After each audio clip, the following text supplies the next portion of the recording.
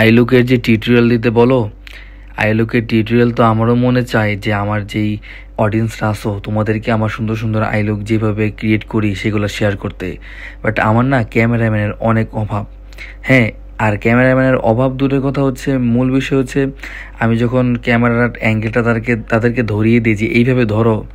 হ্যাঁ, কারণ সবাই কিন্তু ফেস শো করতে চায় না, তো আমি এইভাবে ধরতে বলি, বাট তারা এত নাড়াচাড়া করে এবং তার কাছে অস্বস্তি লাগে পুরো মানে ক্যামেরাটা ধরতে। তো ভাই কী করব বলো?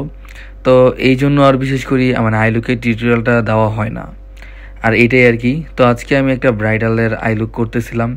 তো আস্তে আস্তে সুন্দরভাবে আমি কি বলে একটা ফার্স্ট একটা হালকা নোটের ভিতরে অ্যাপ্লাই করে দেন একটু ব্ল্যাক টাইপের আই শেড অ্যাপ্লাই করতেছি। তো আজকে স্পটলাইট আই মেকওভার মানে আইলুক করবো মেকওভারের মধ্যে। তো এটাই। তো দেখতেছি এখানে আমি ফার্স্টে একটা গোল্ডেন শিমার অ্যাপ্লাই করেছিলাম, বাট এই শিমারটা অ্যাপ্লাই করার পর ভালো লাগতেছিল না, মানে ফুটতেছিল না জিনিসটা।